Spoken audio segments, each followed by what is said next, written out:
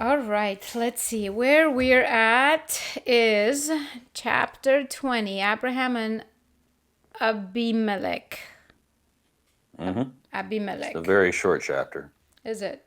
Oh yeah, it is. Okay, let's see if it will give us fuel for a whole episode or if we might continue reading. Oh, the other one is I guess it's not that long. Okay. All right. Do you want to just get started? Um, yeah, I mean, we finished off the last bit with God destroying Sodom and Gomorrah because they had too many pride flags around in their property. So God didn't Yeah. like that. Yep. No, because they were a bunch of rapists and unrepentant rapists who are basically demon possessed. And God was avenging all the victims that were, just like Have Cain, cried for help. blood crying from the ground. The victims crying for vengeance. So God You came know, down but and it didn't say that it saved the victims. didn't save. It's more of Just destroyed vengeance. everybody. Yeah, you know. If there were 10 righteous people in the city would have been spared, but there was just Lot and his two daughters who eventually slept with him while they got him There's drunk. So, there's so yet again a huge favoritism, right? So the deal was that he needs to destroy everybody because they're too wicked, and then if there is 10 people left, he will spare the spare the city. whole city. Yep. And there were no 10 people left. He still destroyed, but yet he spared rapists like Lot's daughters. Well, And they hadn't raped him yet, so far well, he he's spared God. Lot. He should know what's in there. He should know they're wicked. Like he's God. Okay, if I was God, I would probably know that shit.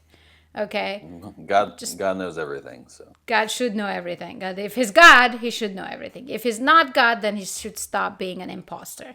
So here we have a problem. He saves wicked people who then turn around and rape their father, get him drunk and rape him, and he has no idea.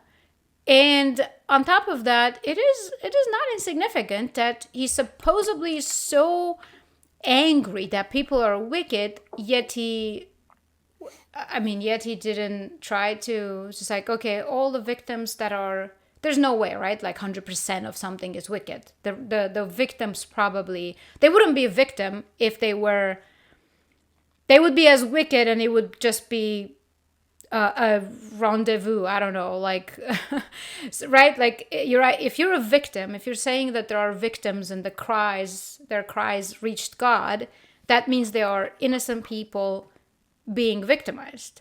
So hence, it's implied. It's kind of implied in the story. It's not really specific. It's implied they've been killed, right? So it's the cries of the dead who were killed. But if there were 10 victims who were still alive in the city, then God would have spared it. But okay, so I apparently, the guess we should only person assume that that, they're all dead. yeah, apparently the only person that wasn't a rapist was Lot because he didn't rape the angels when they showed up, and he told his daughters to leave, his wife to leave, and his soon-to-be sons-in-law who didn't believe him thought he was joking, and they left. And his wife wanted to go back, and she ended up becoming a pillar of salt. No, And she then she his wasn't wanting daughters. to go back necessarily. She looked back. Yeah, the wording, what I've been told is that the original wording really means looking back with longing, like wanting to go back. She didn't Ah, actually want to like leave. you're gonna miss It wasn't like something. she just, yeah, it wasn't like, ooh, I want to see this big explosion. Let me watch it. It was more like, I Or don't want to like, be leaving, hey and I guys, you miss the coming? town. Yeah, right. Let me see the action shot here. Um, For but TikTok. yeah, lots got a lot of problems. Clearly. So, but God wiped out those towns. There's some evidence or theories that that's actually how the Dead Sea was created through a meteor impact, and the towns used to be there. It's an interesting theory that I like. But Probably a that story's over. It's a hypothesis. story that a lot of people know about, but they often misinterpret it, thinking that God destroyed them because they were having a bunch of gay sex, and it's not that. It's because they were rapists, at the very least, if not also murderers and cannibals. Well, it's a lot of perversion, including it's a lot of perversion. It's very specific, right? That it's like asking. They come and they want men want to rape these other men that just came to the city. They want to have their way with him. That's gay. And then he says, actually, leave them alone. How about my daughters? And they're just like, no, I want him. Yeah, they want to rape the new people. So this is implied a lot of perversion and confusion there and all that. So hard to not see that way. He's offering up his daughters, but they're just like, no, I want that one. You know. Pretty messed up town. Yeah.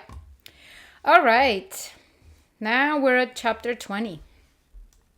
Yeah, and we're going to see a repeat of one of Abraham's favorite little tricks, as you like to call it, in this chapter. He does it again. So, He did it again.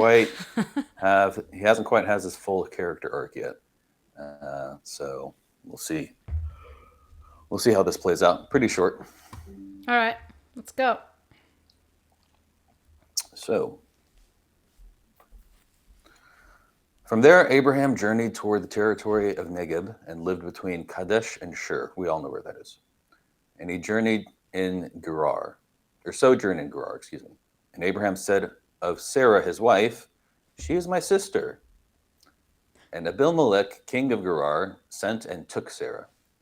But God came to Abimelech in a dream by night and said to him, behold, you are a dead man because of the woman you have taken, for she is a man's wife.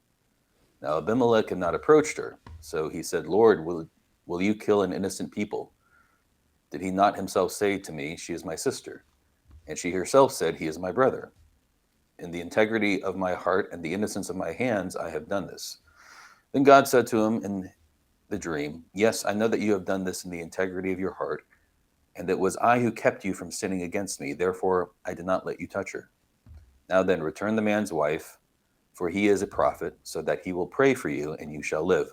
But if you do not return her, know that you shall surely die, you and all who are yours. So Abimelech rose early in the morning and called all his servants and told them all these things. And the men were very much afraid. Then Abimelech called Abraham and said to him, what have you done to us? And how have I sinned against you that you have brought on me and my kingdom a great sin? You have done to me things that ought not to be done.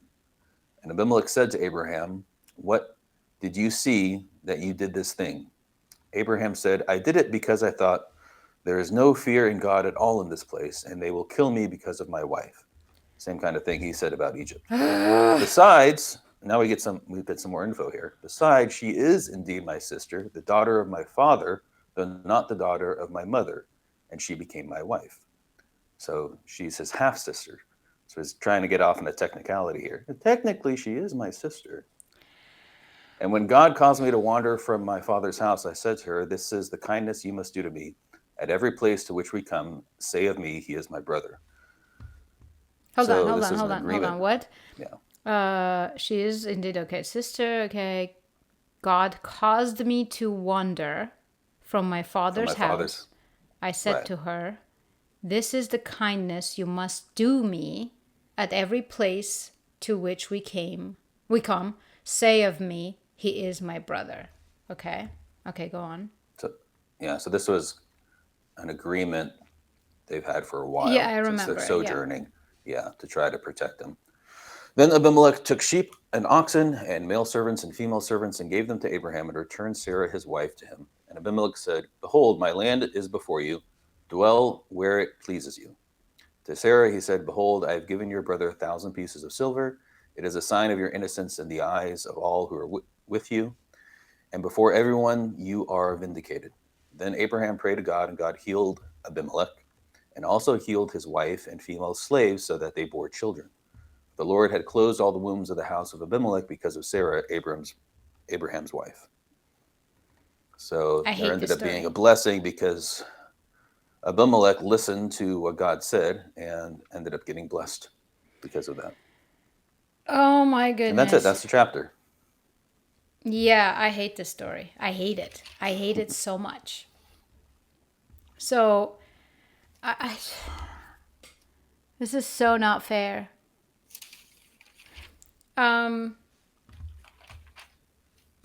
This God is definitely an imposter. This God is just Satan. I'm sorry. This is a ridiculous God. What did God do here? God is just playing games and constantly rewards obnoxiously horrendous people. Horrendous people. This is not okay to reward obnoxiously bad behavior. So they lied, and this time at least they didn't bring plague onto poor people. Here's the thing. If Abimelech did not, get approached by God, what, he would be sinning? Like the Pharaoh who did not get approached by God?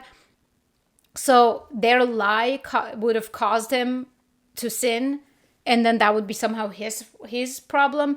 And then now here, God at least does something this decent and comes, just plays a little bit of game in there and says, okay, so by the way, and then I don't like his tone either. Behold, you are a dead man because of the woman. Dude, he doesn't know. What are you talking about?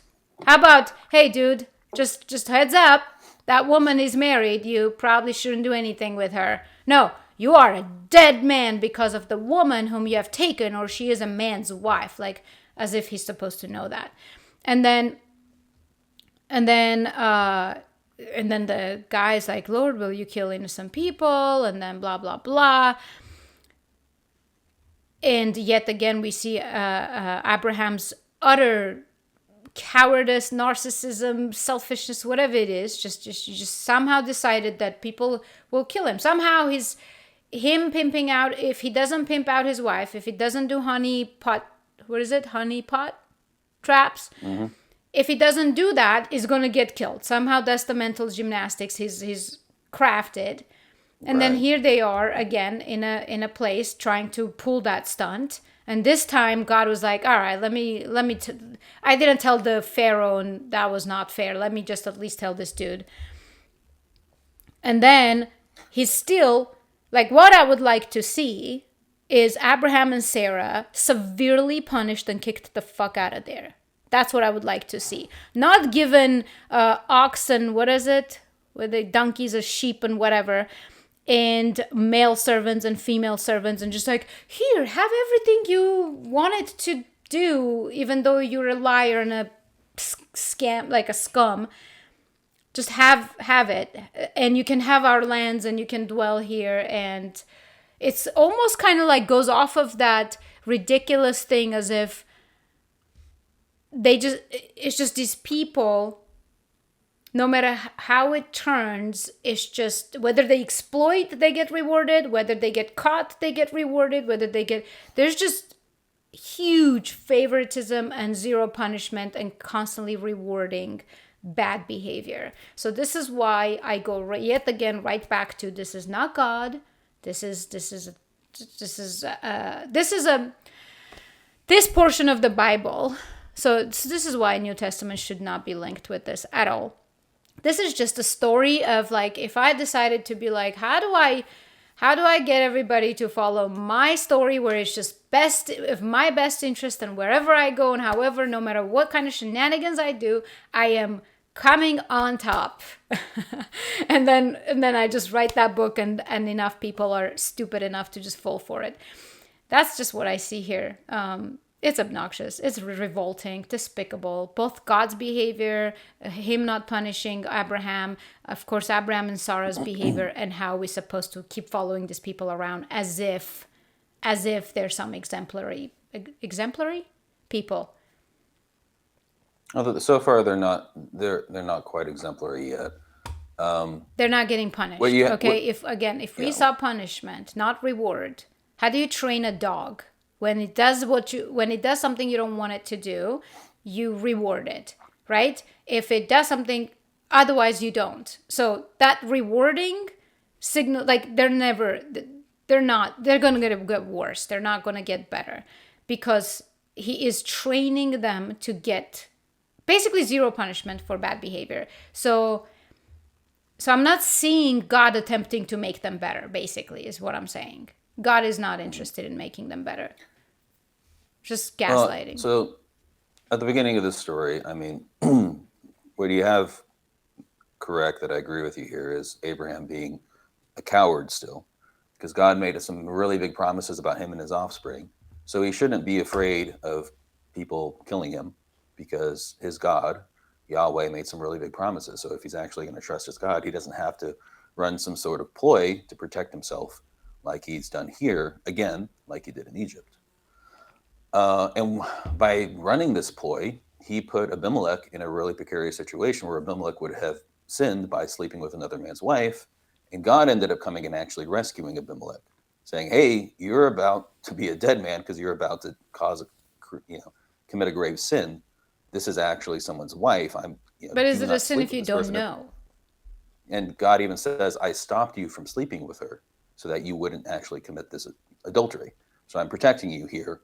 Give this woman back to her husband. That way, you're not going to get punished."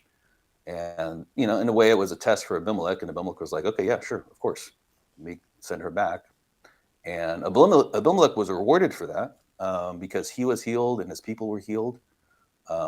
And for whatever reason, probably because Abimelech was afraid of this new god that showed up that was clearly very powerful, but gave to Abraham some land and a bunch of servants and oxen and stuff. Who knows how much more he could have gotten, Abraham, if he had actually behaved? Not sure. But the thing with, and this is something you see in the Old Testament a lot, and kind of like, in the last story with Lot and Sodom and Gomorrah, the bar was set really, really low. Just don't be a rapist, and God would save you from destruction. You see stories in the Old Testament of God choosing people to be leaders, and sometimes they're terrible people who do terrible things and keep doing terrible things, and it almost seems like God intentionally chose some of the most stubborn-headed, some of the worst people he could have picked. And I see that's more of a how do they say it in programming? It's a feature and not a bug.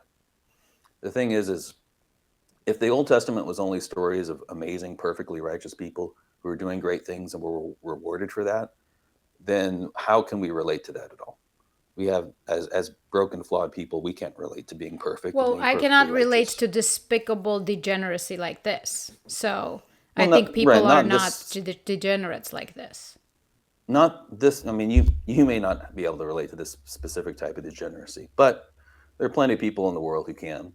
And the idea, and not this particular story, but more in general, the idea that God is able to take people who are flawed and work wonders through them, even as they're still keep making mistakes over and over again, and still over time train them into becoming better people, and not give up on them just because they keep making mistakes.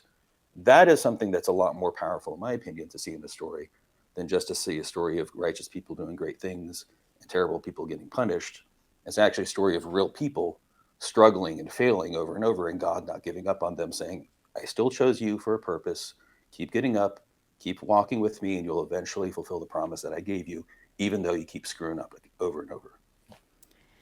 Yeah. So first of all, this Abimelech guy. So this was not a revelation. Like this was not. There's no notion that this was some powerful god that he just got exposed to for the first time, right? Like if anything, it seems like he actually was a God-fearing, God-believing person because God spoke to him and he was like, "Oh boy, okay, I'm your servant," right? Like, thank you. So yeah, I'm So sure he has his own pagan gods of whomever he worships and sacrifices to. It's like so this is okay, a we, new we god don't to have to him, make but yeah, assumptions. Like again, right now he is a very honorary person. There's no background on him. He's just a person who so far he's done everything right. he's done everything right, and there's no mention of his whether there's a pagan or this or that. He's all he is he listens to God, right? He does well, and all we have is God. I don't recall a single moment where Abraham or Sarah are showing a remote amount of improvement in any way possible. The only thing that maybe is just that he cared about his brother But then that's common. Like that goes without saying. Of course, that's still selfish. That's your family. So you're like, oh, I don't care if the entire city gets destroyed as long as my brother is out of there. And then, even though they're despicable too. So I'm Well, not seeing to any be notion of specific, God. with Sodom and Gomorrah, he didn't ask just spare the righteous. He said spare the whole city for the sake of the righteous, right? No, But and then he was asking, he was thinking out loud, would you do this if there was 10? Would you, he's not asking, hey, do you, so many, do so many people need to really die? Can we, no, that's not the notion, right? There's no notion that he cared at all about all of those people. He was just like, the way I see it is he knows his brother is there. sure, We know his brother is there, and he's negotiating down to see like, holy shit, like, is there a way to save this guy, or is everybody's toast? And then right, he gets rewarded with his brother staying alive, even though they didn't deserve it really. And then they turn around and run a scam again, and they get rewarded for it again. We are at chapter 21. Okay, granted, there's 50 chapters. We are at chapter 21. If I recall, I remained angry throughout this entire book, if I recall. And then I continued being angry with Moses in Exodus. So, this is not a good God. This is not a good God. This is a very particular God, as in, I mean, I can create some random God that just, makes me the queen of the realm, and whatever I do doesn't matter. It's just my God. I created him, and then hence this is what God wants.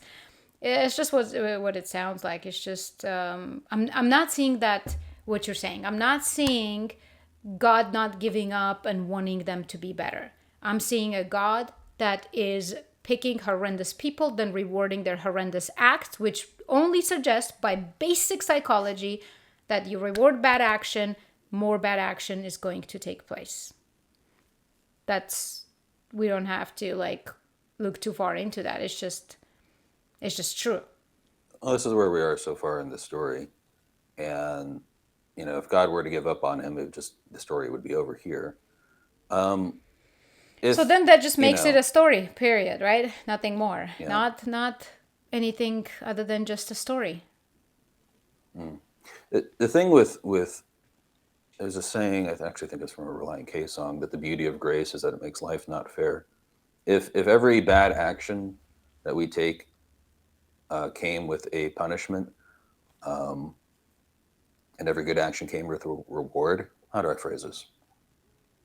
If a good God in your mind is a God who punishes every bad action and rewards every good action, then that leaves no room for forgiveness, no room for saying, all right, that's just a mistake. I'm not going to punish you for this, as long as you don't make the mistake again. Or, all right, you made it 20 times. You made that mistake 20 times. Don't make it a 21st time. Like Jesus says, when they asked him, how many times should we forgive our brother? 7 times. He says, no, you should forgive them 70 times 7, right? You should continuously forgive someone if they're trying, right? But If they they're not repent trying. and they try and they fail. But there has to be room there for, like, for instance, if you look at the relationship of God with his people in the Bible, kind of like a parent with a toddler, you don't punish a toddler for every single bad thing they do, because a lot of times they just don't know any better. You just kind of guide them, and you'll punish them for some really bad things, but a lot of smaller stuff, you just kind of guide them. Maybe even a parent will get frustrated and give them candy just to shut them up for a second. Not that God actually gets frustrated and is giving them candy, but there's room Well, that's for bad grace parenting if they ever shut him yeah, up with candy. That's terrible parenting, yeah. but No, you should use, like, back in the day, you give the kids some heroin, a little bit of poppy seeds, and put them asleep. Some alcohol, some bourbon. yeah, that's the part that I'm failing to see, right? Like when I read the New Testament, I connect with whoever Jesus thinks is the Father, right? I connect with that God really well, because everything he's saying is exactly what can, I think, help people connect with God, with that source, with that powerful source. And that God has zero to do in characteristics with this God. It's a very different God. And the thing is, let's say, as a person Well, I that's, wouldn't say zero. I mean, this God showed up for Hagar, when she was a runaway slave, pregnant slave, and showed up for her and blessed her. That's not a evil God to show up for the people who are suffering. Showed up to Sodom and Gomorrah because the victims were crying for justice. You know, there's well, the certain book could be parts of the stories, I confused a think. little bit. The book could be a little Yeah. bit confused because you know how at the beginning there was just constantly like gods versus God and all that, because this was written at a time when it's just like really hard to tell if they were already monotheistic or still not monotheistic and all that stuff. So the writing is in a way where I could easily just be like, okay, that one who just appeared to Hagar, maybe that was God, one of the good guys. And then this guy, this particular one following Abraham around, it doesn't seem to be a good God. So I'm not sold that there's only one God to begin with. And if there is one God, then this is not it. That doesn't mean God doesn't obviously exist. God does exist, and maybe that's the God that showed up to Hagar, even though he came and told her to just go into continue being slave and mistreated and all that. So I don't know who benefited with No, I think that. that Did Hagar benefit yeah, I think with that part that? of the story, the same with Egypt. The part of this story that you're hung up on that upsets you is the fact that they weren't punished for, Abraham wasn't punished for playing his little ploy, his cowardice ploy, because he's afraid. He Um, wasn't just I mean, not what God punished; did he it was rewarded. at the very Okay, least, that's what, different. what God did in this story here was stop the adultery from happening that Abraham set up. Right? God came in and was like, "No, I'm going to make sure this adultery doesn't happen, but I'm also going to give Abimelech the free will to make that choice himself." Right? So, hey, by the way, you're about to sleep with a married woman. Give her back, or else there's going to be consequences. So God actually stopped um, the the chain of events that Abraham set up. So at that point, so far, I think if the story had ended right there, you would say, okay, this is a decent God. He at least stopped Abraham's ploy from causing more problems. But this God also promised a lot to Abraham. And so there's more in the future that he wants for Abraham. So he's trying to get Abraham some more material possessions so that he can create an eventual nation that will eventually lead to further nations. So Well, I say so the that way he I can then see turn is around and not destroy a because reward for it's his. going to be worse Yeah, than Sodom and Gomorrah because those are the people you chose and kept rewarding him with material goods. How's that going to, like, are you, or is God utterly stupid then? Like, he doesn't know basic psychology that if you pick horrendous people and keep rewarding them with material wealth, and when they get to your goal of them creating a city, it's going to be a shit city, sinful no, it city. could. We've seen a few chapters that are coming up ahead. We start to see Abraham's character arc, as he is called in storytelling. We start to see him actually go from being a coward and not trusting God to actually being willing to trust God and doing things that someone who didn't trust God wouldn't do. So we start to see that in the chapters coming In up the ahead. worst way possible. He literally is about to, out of all the things he doesn't listen, but he is so ready to literally kill his own baby for God. Like, anyway, we shouldn't jump there because that upsets me as well.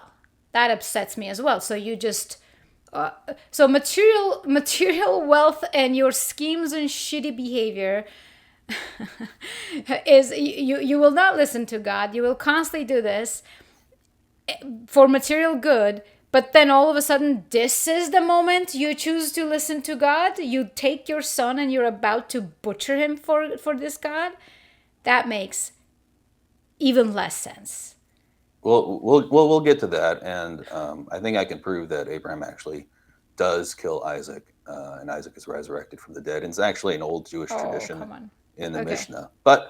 Um, but yeah, there's more to that story than just that part, and then there's more that happens afterward. But yeah, and I can see from a perspective, if you think that the role of God is to punish the wicked and reward the righteous, then he's not No, behaving it's not even appropriately that. here. It's not, even if we take your premise that you take bad people because and you want to turn them good. You want them to eventually do the right thing. This is not the way to do it. We know this. We have a lot of data. Okay? God must know this, because if we know this, then God definitely knows it. Okay? If he's God. So what my problem is there's zero reflection, zero one step forward. I was going to say, sorry, like I am not a perfect person.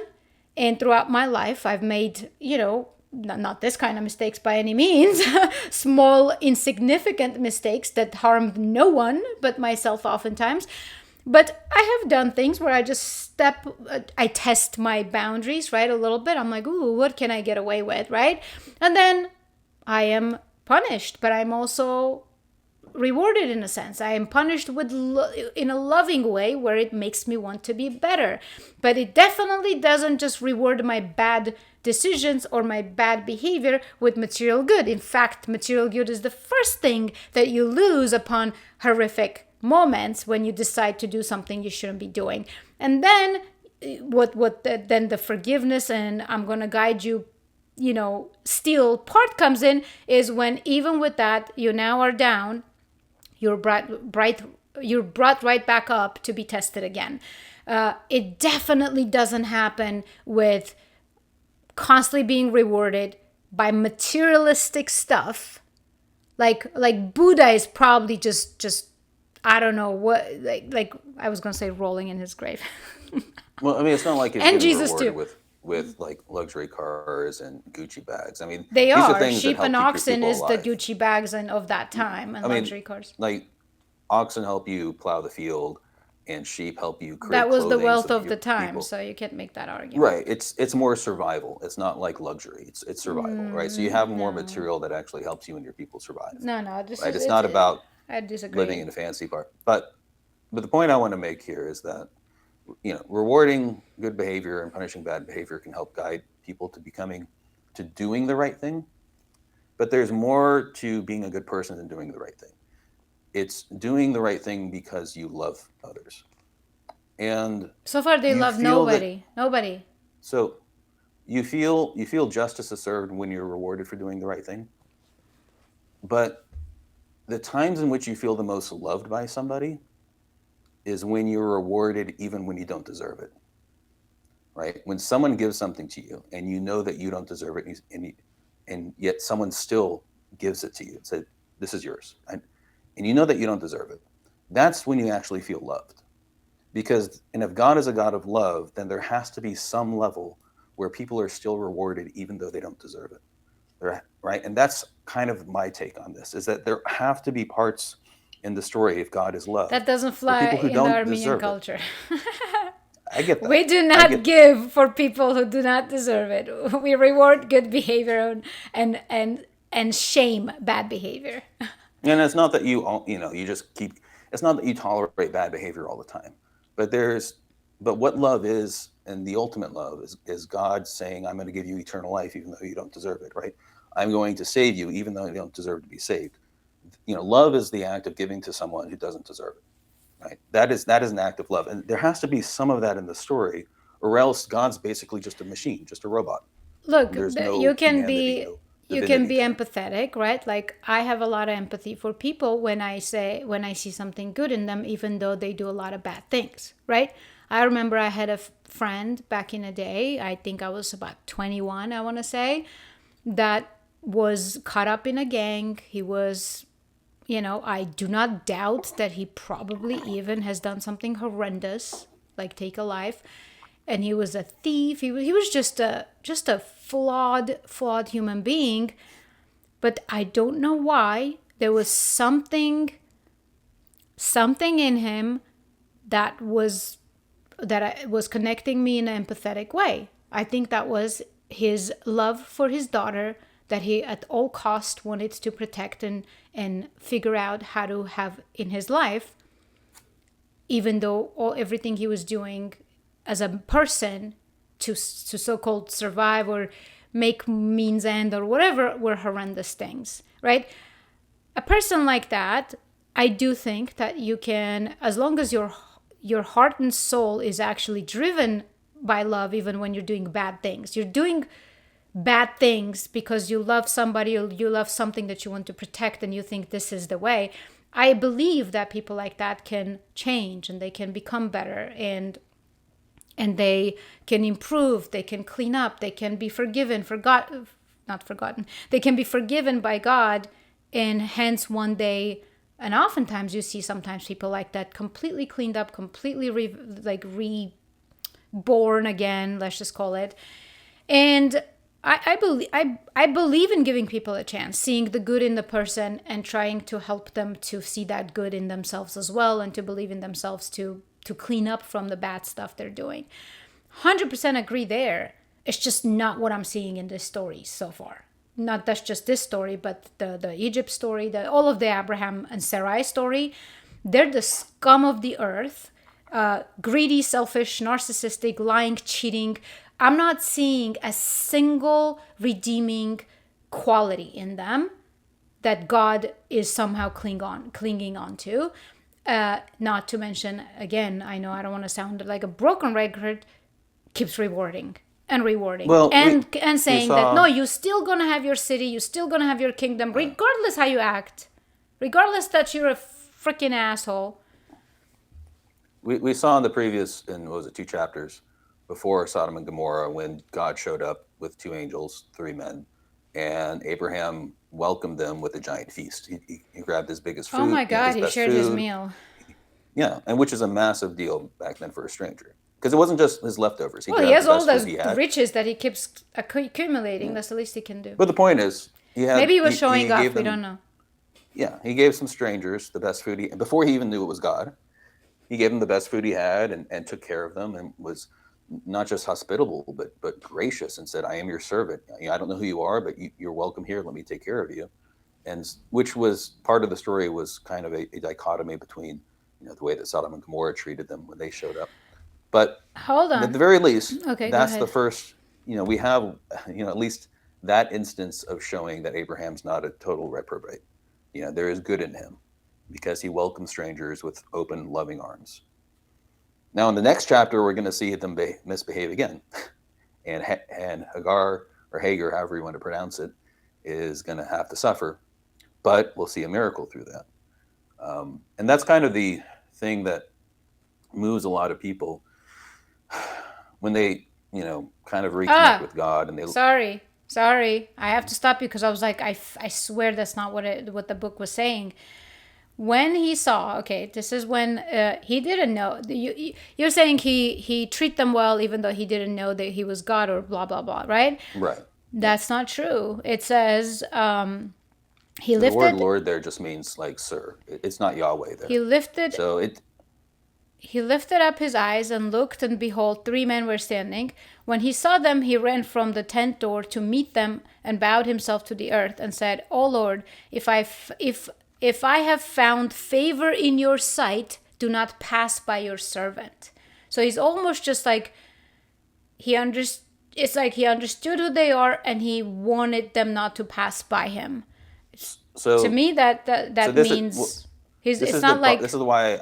Yeah, so this is why I don't like how the Bible translates Yahweh to Lord all the time, because there are times when it's not saying Yahweh, where it just says sir. It's basically the same as sir or Mr., just a formal title of respect, is translated also as Lord, and that's what's happening in this instance. So he's not saying, oh, Yahweh, my God, you're here. He's saying, oh, sir, welcome to my home. I am your slave. Let me take care of you. I'm your servant.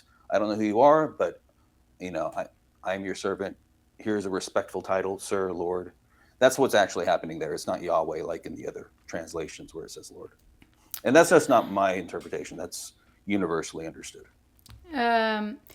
Yeah. Except there's no reveal, right? It's not like, okay, and then all of a sudden he realized that was God or this or that. The way it said, I still see it as cunning. I still see it as he understood who they are and said, oh, do not pass by me. Come in, type of like, really doesn't want these men to pass on. He has a deal to make. And then they ask about his wife, And then she is in the tent, and then the Lord said, at this point it's capital letters, the Lord said, I will surely return to you about this time next year, and Sarah, your wife, shall have a son. So there's no thing that he didn't exactly know. Like, just because So he told them in a way as if he doesn't know, I don't buy it. the way the story is written in Hebrew, it starts saying Yahweh halfway through. So it's implied that when he's making the prophecy about Sarah having a son, that's when Sarah and Abraham are like, oh, this is actually God, right? Before that, it doesn't say Yahweh. So the understanding is that he didn't know that they were God, or one of them was God. The other two were angels. He didn't know until later on. Yeah, I guess we can have different understandings on that one. Yeah. Because of course it's not surprising that I am not at all agreeing with the traditional understanding of this book. I think there's a lot of gaslighting in it. So the way I'm seeing is something cunning, kind of like he understands exactly who they are, and he says, "Do not pass by me, please. Just come in," and then he does all that. And then starts negotiating for Lot or for it's a very Middle Eastern tactic, and even as Armenians we know that all too well too. We can be sometimes, some Armenians can be very cunning as well. I see it extremely differently, because every single time there's an outcome, we have to then map that outcome to the understanding of what was happening prior, right? Let's say something doesn't make sense to somebody says something to you and it doesn't make sense. Then something happens. You're like, oh, right? I see that's what they were saying. So we have to do that a little bit with this book, because every single time there's an outcome, all of a sudden it explains the thing that you didn't understand back then. To me, that's how it speaks. And I don't like it. I don't like it at all.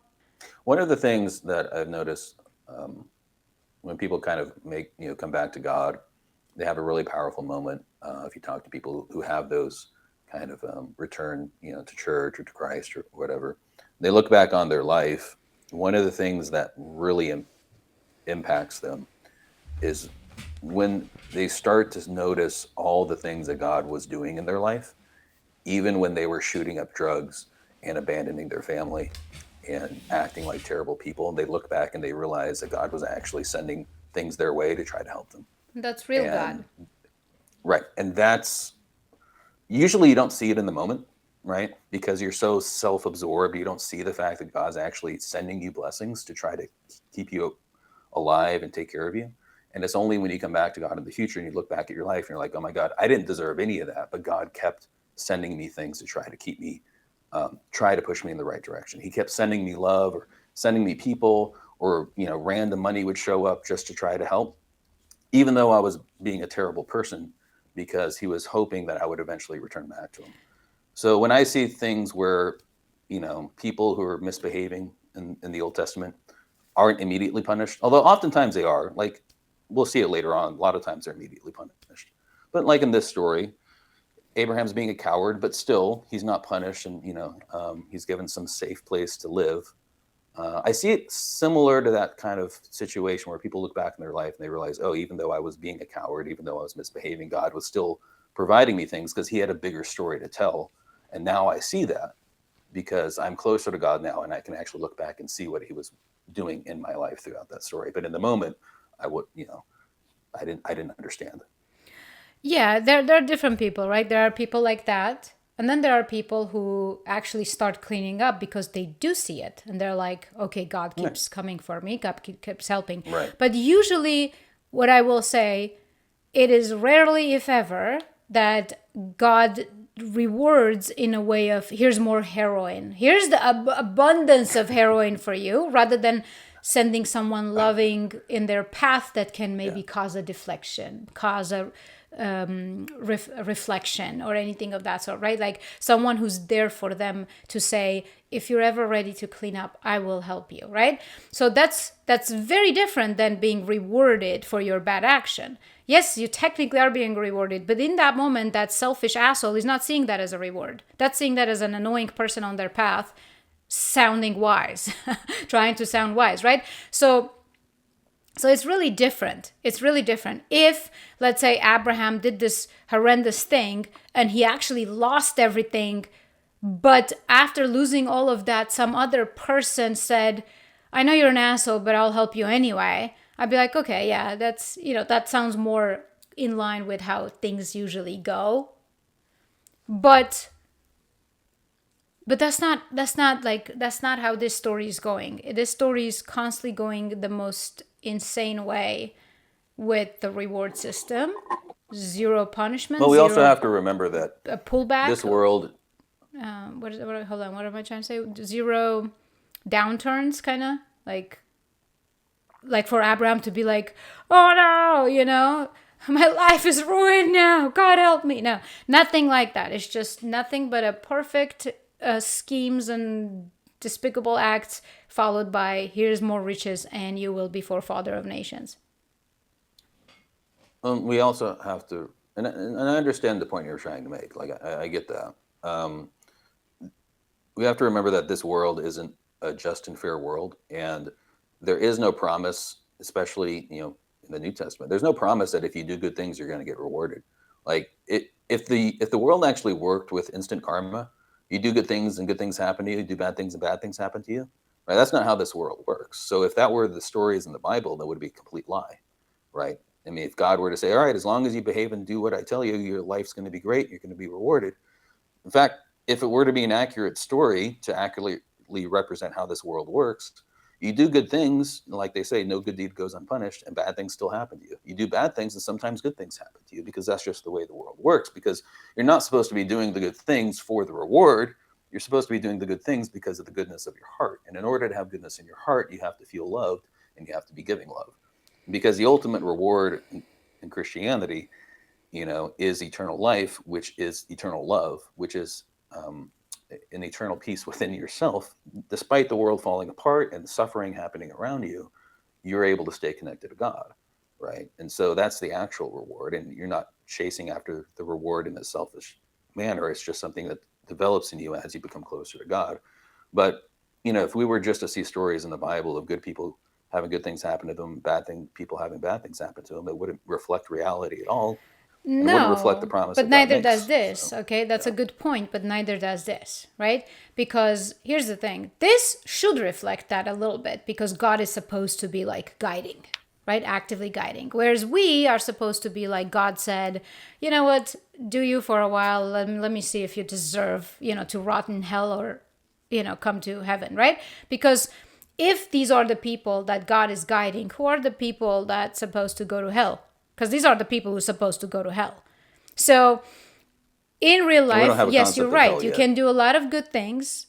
I do think overwhelmingly, when you do good things, even if you don't get instant reward, eventually you do get reward in many ways. And if you do bad things, especially if you have any spirituality, you do see the learning and the lesson and you become a better person, or you just keep failing and failing and you don't care and you're just self-absorbed, and then you are the person that probably, if it comes to heaven and hell, you're gonna end up in hell, right?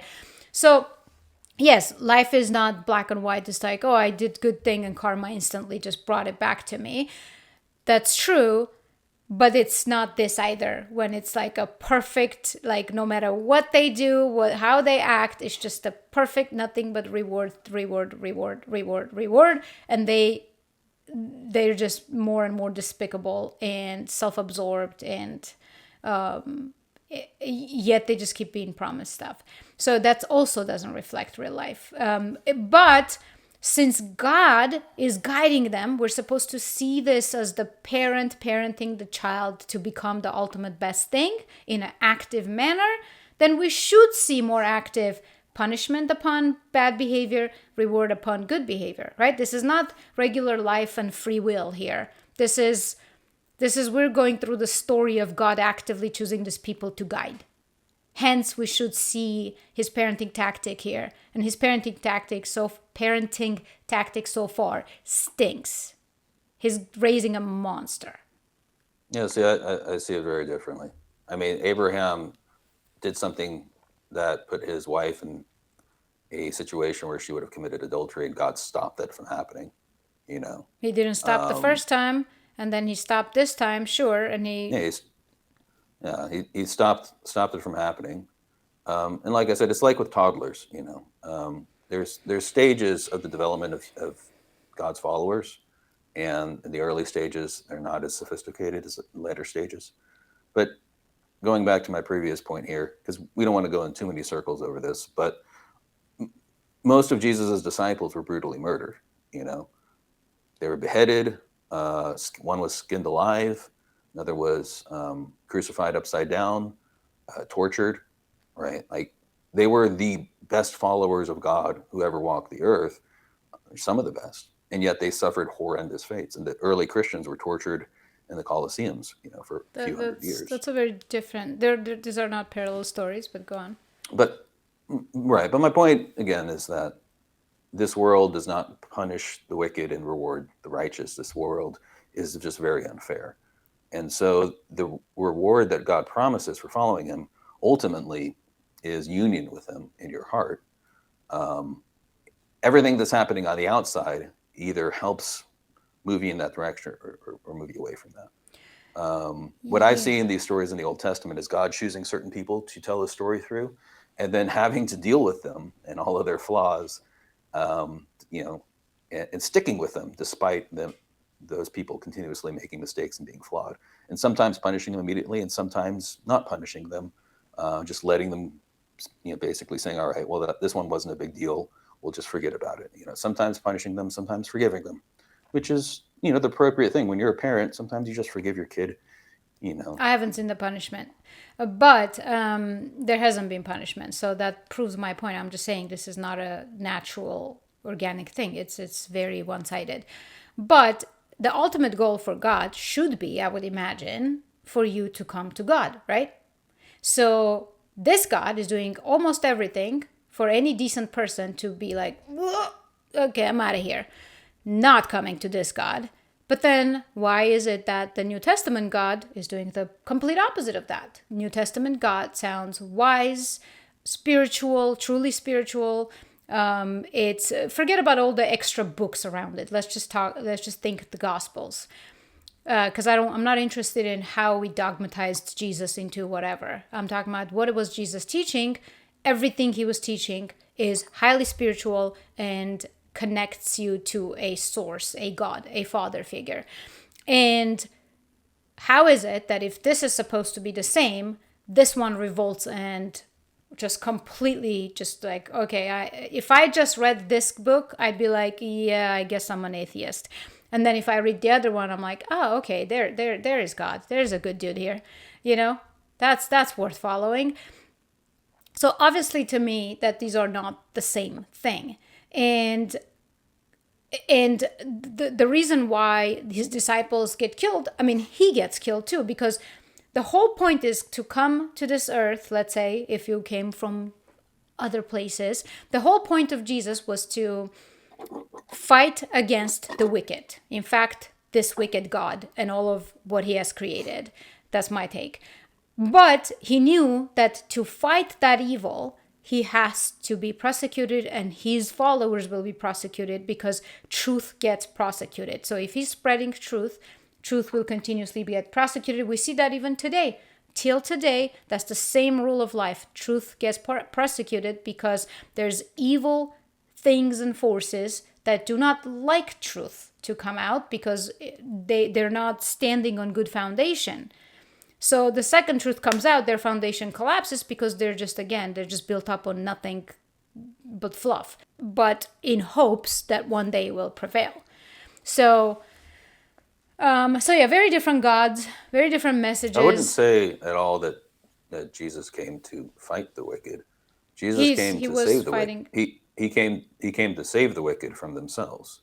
To save them from their wicked paths so that they could become righteous and unite with God. Only those who had to forgive them for their wickedness. Yeah, only right? Those who had some like only those who could potentially go that direction, right? But it's not, he was he was fighting the Pharisees, right? He was hardcore against the corrupt system that had been built. this Sure. very system that this Old Testament God had built. So he was fighting the system itself, the entire, Well, in its it, entirety. it is more detailed than that. The Pharisaical system, along with the the Sadducees, who were actually in charge of the temple grounds, if I believe that correctly. There's a long history there of things that developed after the Torah that were developed by the Jews, that he was speaking out directly against. But we can get into that when we actually go through the Gospels. And I understand what you're trying to say here, but like I said, the way I see it is that sometimes God punishes the wicked for their wickedness, and sometimes He doesn't. Um, Yeah, so far he and hasn't at all. sometimes that's the right thing to do. Is if you have a greater story to tell, you don't hang up on little mistakes, and sometimes you do punish people for their mistakes. It just depends on what the ultimate goal really is. Eventually, in the story, we see You Abraham can't start to achieve your trust goal. God. You can't achieve your goal of greatness by rewarding bad behavior. That's at this point we're going circular, but that's just But God psychologically, did, though. scientifically, huh?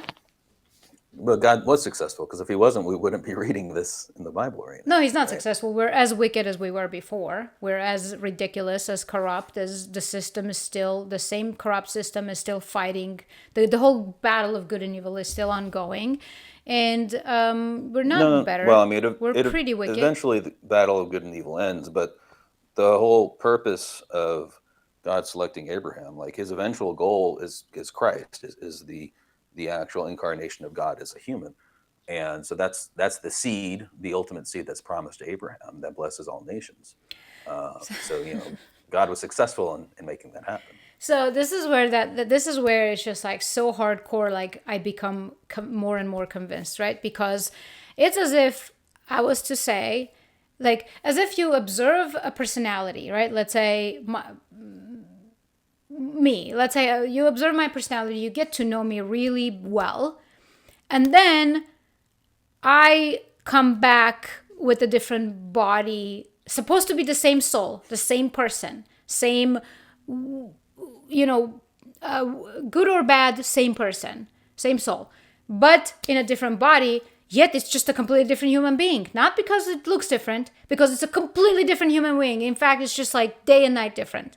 And then we're just told, no, no, no, no. I promise you, that's Naira. That is Naira. You're wrong. That is Naira. It's the same Naira. It's like, okay, did she just flip 180? Like, what is happening here? So this is where that reincarnation story makes zero sense, meaning Jesus is this God, right? That makes zero sense because this God is an entirely different human being, or entirely different God being, whatever, divine being, or a being than the other one. The other one is wise, extremely smart, truly just, completely different philosophy, completely different methods, completely different being. And we are being told by today's ridiculous, dogmatic, organized religious point of view that we ought to see this God to be the same God It as the other guy. it seems to me that, I mean, the only thing here that you're hung up on is the fact that Abimelech gave a bunch of stuff to Abraham after this. I mean, so That's fine. far The the whole God, book so far, the whole book, well, the whole so Egypt book, far, the whole, yeah. so so far Yahweh um, has chosen a very small, one person in his family, and then rescued a slave, runaway pregnant slave, and then helped I don't Abraham know if save he his helped them. brother, He guided her to come back to these despicable human beings who were treating her, beating her. and and blessed her and said that her children are going to be nations and nations, and then rescued Lot twice, even though he wasn't a perfect person, but still rescued him anyway because at least he wasn't as horrible Yet he as the destroyed an people he was entire around. city of imperfect people, but chose this one. Yeah, he destroyed an entire city of rapists and whatever. But And at chose the these same time, rapists. he did that because the cries of the victims, in order to enact justice for the cries of the victims, and then also stopped adultery from happening, even though Abraham was being a coward.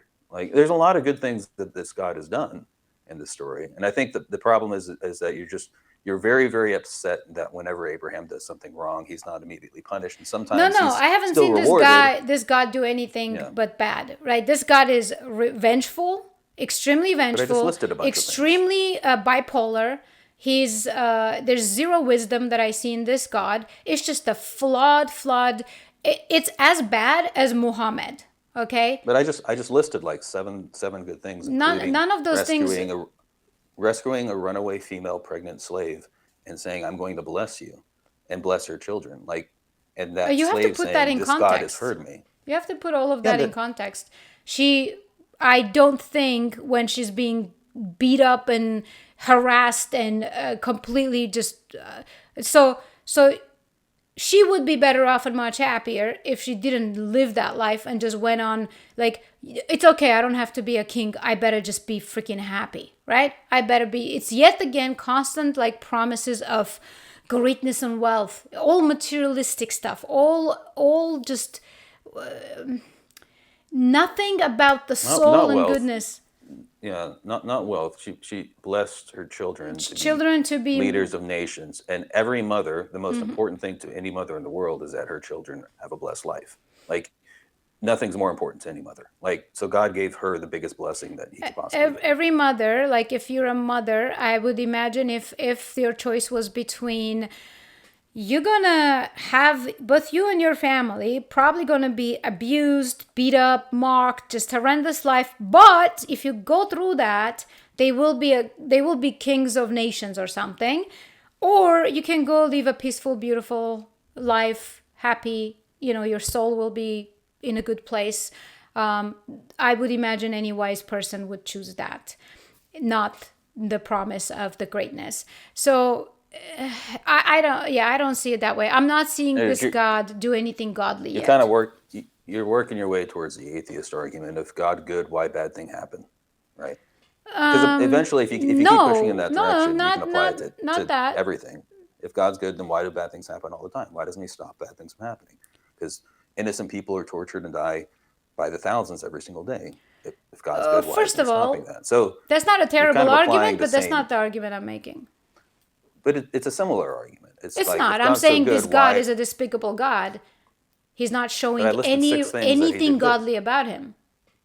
I just listed like six good things that He did. Yeah, no, I guess I don't agree that those are good things. Those are none of them are Blessing, good things. He saved blessing someone's rapists. children. He saved rapists, even though he was specifically trying to be vengeful against them. Well, the He daughters hadn't raped. a They hadn't raped their woman ran father yet, so away they to still have free find will. peace and quiet. He brought her back to the horrific life that she has to now go through again.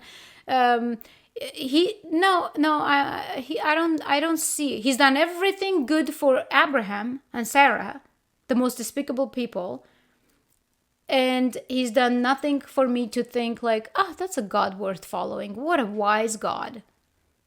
How spiritual. How like there's no wisdom here. Stopping adultery is not a good thing. He saved rapists who They had his who Lot's drugged Lot. First of all, hold on. Lot's daughters hadn't raped anyone yet, right? They weren't rapists yet. he knew that they're Right? rapists. He knew they were wicked. Okay, but you can He's apply. God. But you can apply that to everything. If God's good, why do bad things happen? Like, that's a universal objection. You can't just apply that. Well, God knows what the future is going to happen, so why did He save this person even though they're going to do something bad? That eliminates free will and eliminates our ability to make decisions for ourselves. Right? So, like, if you have to at least leave room for people to be for free will. Otherwise, we're just automatons and we don't have, No, you know. but he was going to destroy that entire city if 10 people weren't found righteous. He should have destroyed everybody, and I would say, wow, for once he did something just as he said. For once he didn't switch and whistle himself out of a thing to yet again serve this family.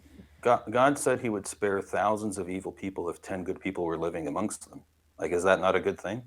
Yet he Right? did Like, not keep his word.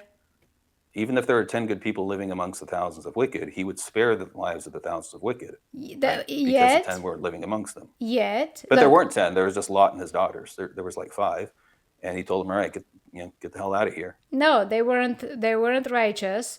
So They weren't. They met a low bar.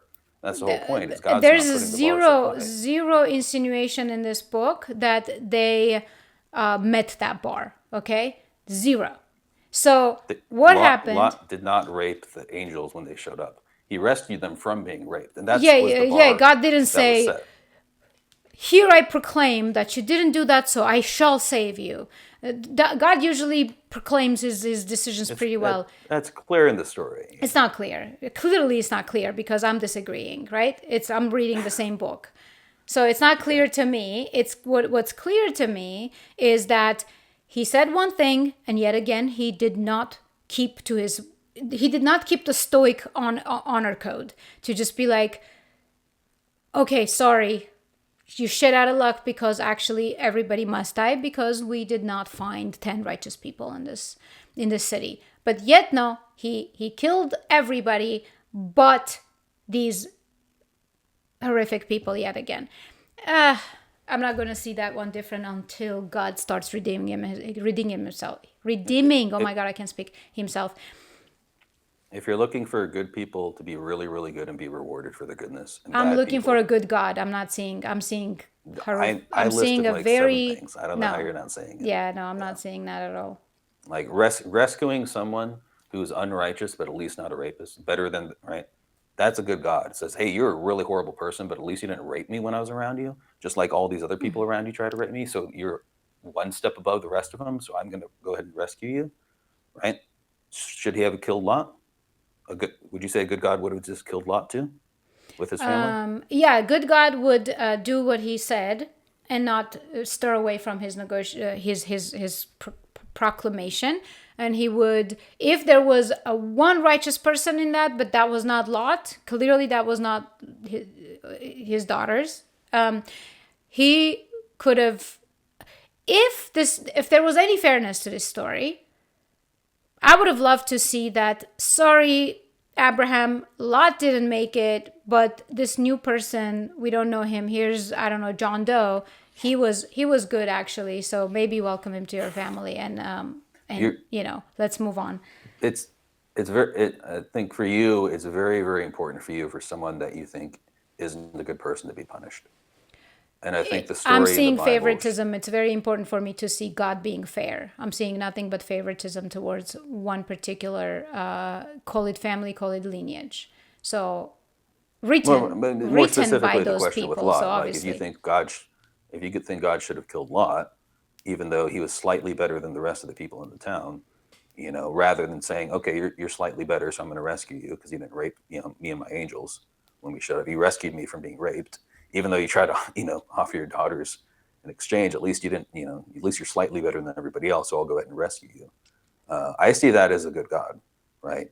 Because he's making room for improvements rather than setting a bar so high that, all right, nobody made it, wiping you all off, Yeah, no, he keeps showing up to be a vengeful, hot-headed, not very wise person. And if he's going to be that way, he can at least not pick and choose favoritism, like not do favoritism, and just at least honor his own word and just wipe everybody out. I would be more happy if he wiped everybody out in this particular regards than somehow not wipe out wicked people even though they deserve death. And just because his daughters should not have made that cut. Okay, so if you want to bring the bar so low that Lot himself did not rape these angels, so he should have been saved, fine.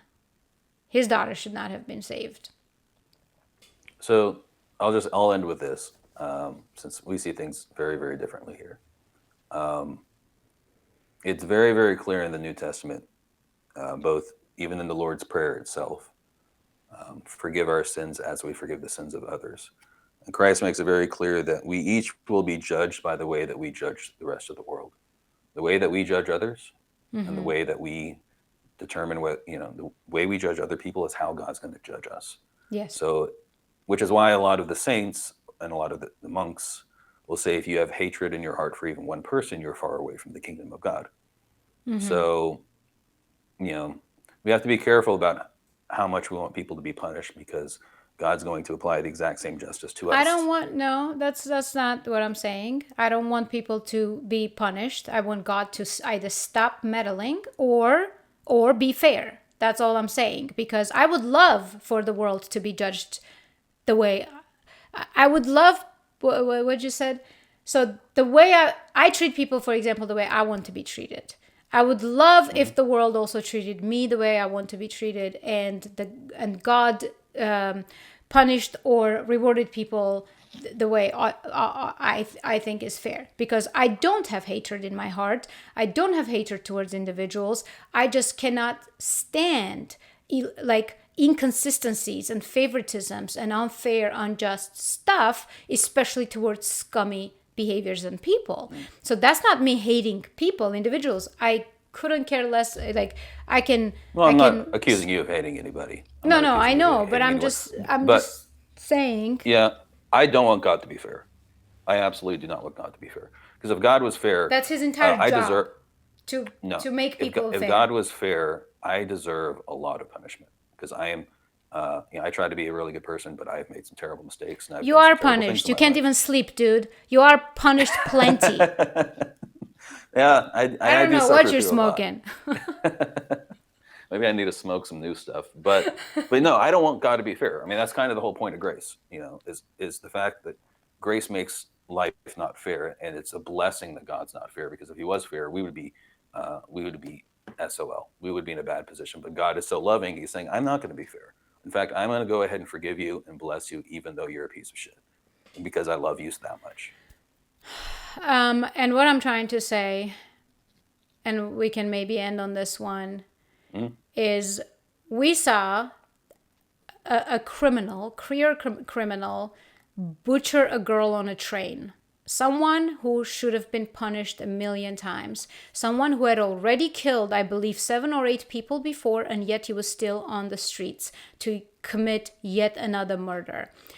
That is not God's doing. Clearly, that is people's doing. Wicked people who consider themselves as gods, who are trying to control the nature of humanity and story and politics and whatever, they decide that for whatever reason, this monster ought to be on the street, and they are the ones that cause this kind of things happen, this kind of unfairness happen. It's not God, okay? It's not God that was keeping this person, constantly just forgiving this person. It's okay that you murdered 8 people. Here's the 9th one for you, That wasn't God. That was horrific politicians doing.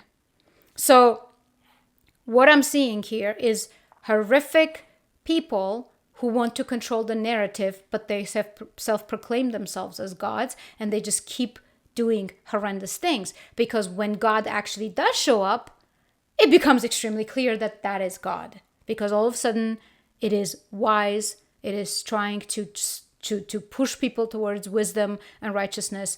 It is not doing this kind of bullshit. So that's all I'm saying. Okay.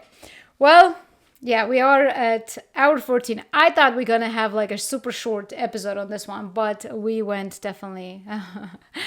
we went off. Yeah. No, this one got you on your soapbox. No, this one just really, it triggers me every time I see this kind of shenanigans. It triggers me because, yeah, it's not God. It's not God. We're being fooled. All right. I think we'll end on that note, this one. This one, we're going to end on my note. This is not God. Don't be fooled. All right.